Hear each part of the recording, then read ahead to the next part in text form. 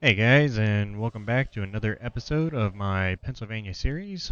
In this one, we are going to be wrapping up Carnivore Corner.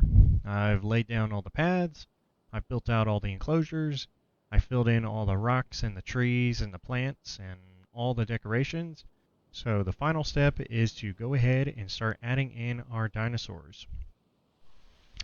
Now, with that said, why don't we go ahead and dive right in? We'll start with this bottom right corner here. The first dinosaur on our list is Metriacanthosaurus. I love these guys. They have been a staple dinosaur in every single one of my park builds to date. Um, they have really cool color patterns, and they're just a lot of fun. They're fairly easy to maintain. They don't have a lot of crazy comfort requirements. So if you're looking for a mid-sized carnivore that's easy, go with Metriacanthosaurus. You won't be disappointed. Plus, they're kind of like the tiger of the dinosaur world. I mean, look at these stripes. Truly awesome color patterns here. So, anyway, hope you guys enjoyed Metriacanthosaurus. First one on the list. All right, let's move on to our next dinosaur, Megalosaurus. So another staple dinosaur that I've had in every single one of my park builds. I really do love these guys. This is definitely one of my favorite carnivores in the game so far. I mean, just look at these patterns and look at this, uh, the skull. I mean, it kind of looks like a dragon almost. You got a nice shape here with the spikes running along the back of the neck. And then solid color patterns. I mean, these guys kind of look like lizards. You get the nice blue and black skin on the back, and then an orange and spotted theme on the sides, on the body. Just truly awesome. Plus, I always love being able to reference the show Dinosaurs. The mighty Megalosaurus, Mr. Earl Sneed Sinclair. Hope you guys got that reference, but if not, you really should check out that show. It was a great series, and I highly recommend it. Alright, let's move on to our next dinosaur on the list, Herrerasaurus. So, this has been another staple dinosaur in every single one of my park builds. I really love these guys. They're pretty adorable. If you're looking for a nice raptor type and sized dinosaur without all the hassle of, say, a velociraptor, you should give Herrerasaurus a try. They're pretty docile, so they're pretty easy to maintain.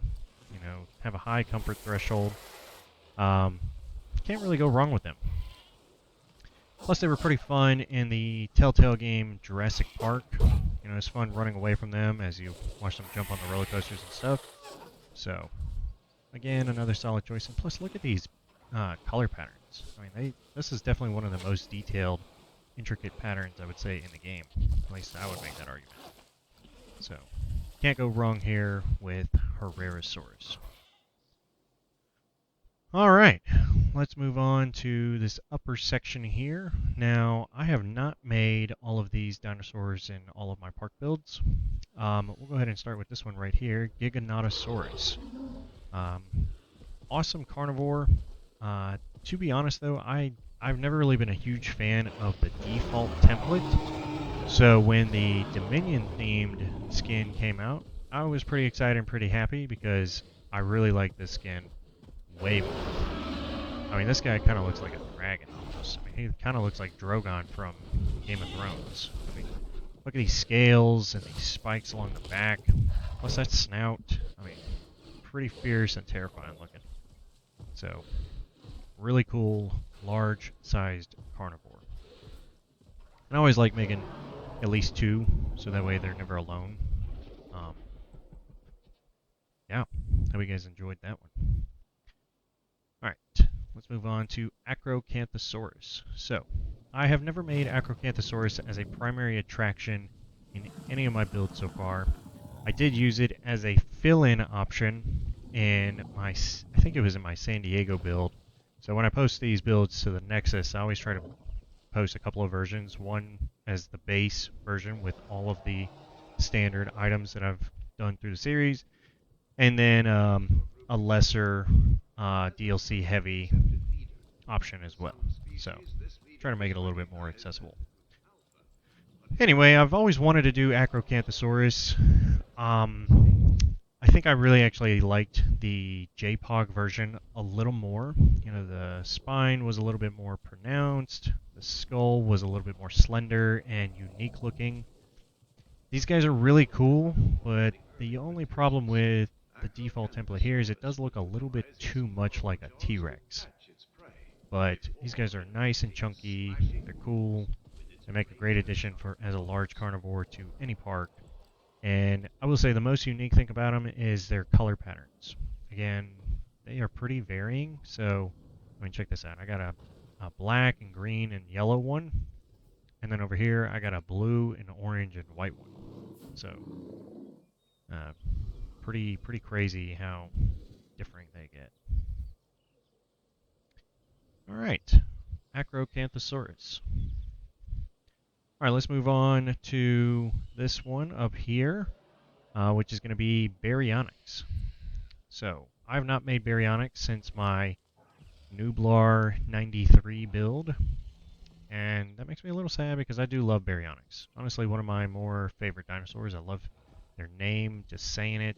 You know, it's a lot of fun, Baryonyx. So, I usually try to save them for a more swamp-themed enclosure. But I did go ahead and axe that rule here because I really wanted to add them in.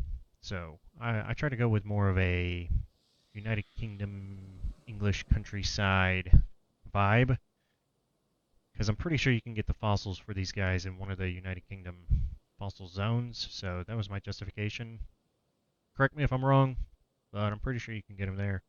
And that's what I decided to roll with. So really excited to be able to get them back in. And, of course, I had to do the Camp Cretaceous skins. We got Chaos, Grim, and Limbo. Pretty sure this one's Limbo. Yep. So, Chaos, Grim, and Limbo.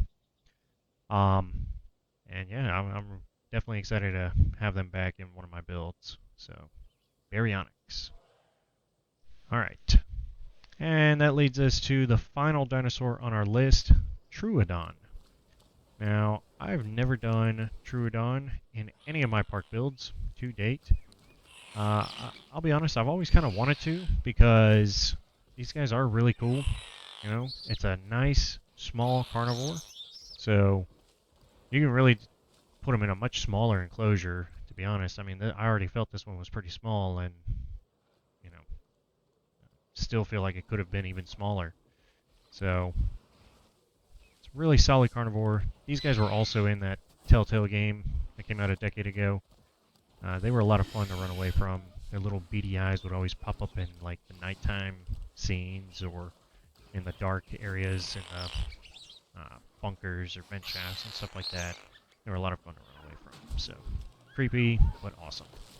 I tried to go with a more Alaska-themed forest here. You know, went with the darker style trees, as opposed to the Acrocanthosaurus enclosure, which is more of a kind of a Rocky Mountain themed almost.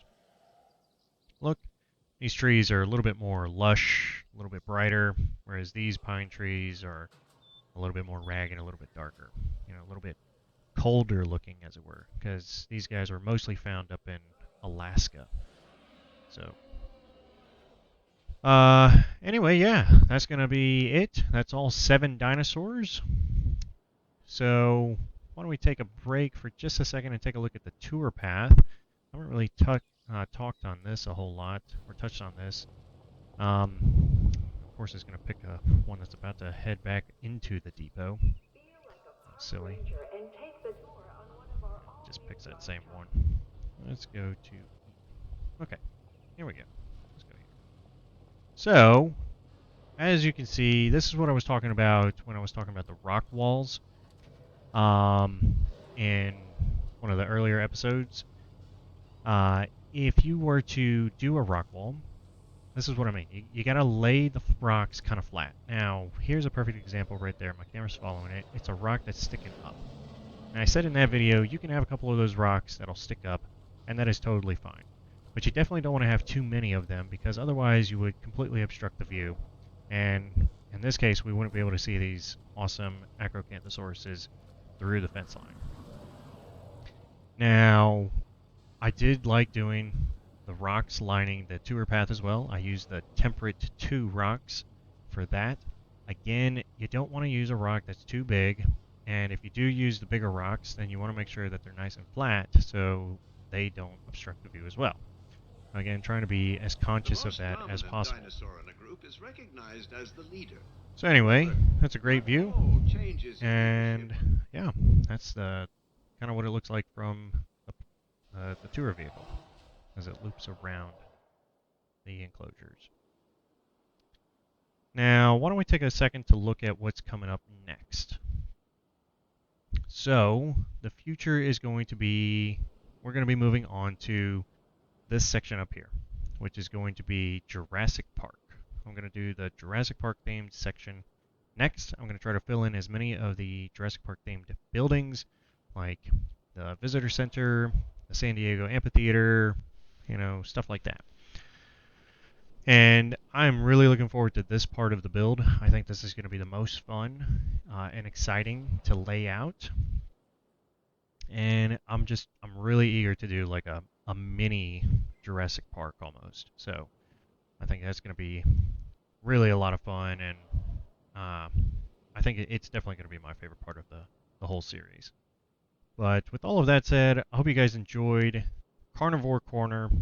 I'll go ahead and do some Scenic Shots so you guys can enjoy that, and then I will catch you in the next one. Thanks.